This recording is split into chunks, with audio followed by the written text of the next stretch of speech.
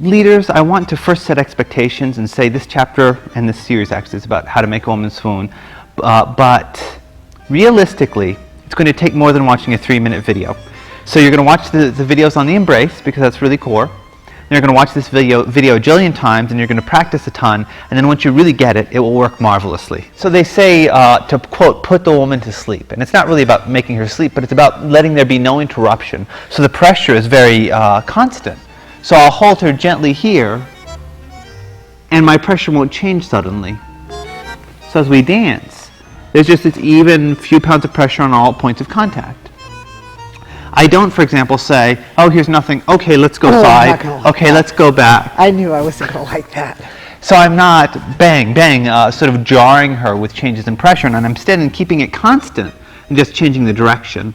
So I'm holding in with everything, and then if I want her to go that way, then we move it that way. But I'm still having this gentle pressure. No, that's point number one.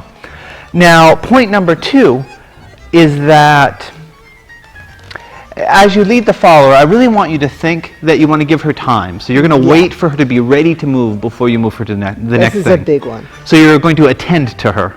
And it's actually more complicated than that because you want to give her exactly as much time as she needs, and then you go right after she finishes whatever she's doing. I'm using front ochos as an example. I'll go side, I pivot her, I wait for her to finish completely pivoting, and then I go. I pivot her, I wait for her to finish all the way, and then I go. And if we did the wrong, it would be this. I go side, I pivot her, okay, let's go. I pivot her, okay, let's go. And she's almost ready, but not quite. So you want to wait for her to finish her movement. So think just those two things. And, okay, we were going to add, I'm going to add the last one, and it's sort of too much, but you're tough. Okay, yeah. The final thing, and this is very subtle, is the ball of the foot has a lot of width to it, right? So you can be anywhere on the ball of the foot. There's not the ball of the foot, the whole foot. But also the ball has width. So she can be right here, or she can be here, or here, or here, or here, on her heel, or on the very tiptoe. And so oftentimes, especially if you're dancing with a woman who's newer, she won't know where to be on the foot. And so she won't find it very easy to pivot or to take certain kinds of steps. So we need to be on the ball of our foot in order to have our axis be very controlled for pivots particularly. But if she's not there, let's say you're on your heels. So if she's on her heels, you're good at being on your heels, then I'll hold her softly as a leader and I'll move her softly forward. And I'll place her on the ball of that foot so that it's easy for her to move afterwards. So now how come that conglomeration of techniques makes a woman swoon? What does it make her feel like? So guys, there's two things. There's one part, which is that you're holding her in a...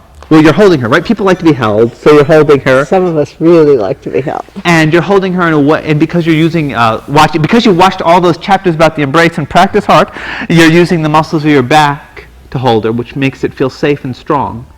Because my arms are still relaxed, and I'm going into her, both with my arms and my mind, it's also attentive and caring. And so there's the strength of the back, and the ease of the arms giving the helping enable the love. And then as you dance with her, because you're making sure she's ready to go before you take her to the next thing, there's this attentiveness. So you're emoting to her strength, love, and attentiveness. And then it's such a smooth experience. And then she's just magically going in all these different directions, and she doesn't know how it's happening, but boy, it's cool. And that's the evenness of the pressure in the ball of the foot. Sometimes when I get finished with dancing a dance with David, I'll have no idea what we did. And I know all the steps. I teach the steps. But it'll just be this incredible, magical experience that happened. And if they ask me afterwards what it was I was doing, I have no idea. It was just this, I almost feel like I'm flying. Have fun. Practice. Yeah.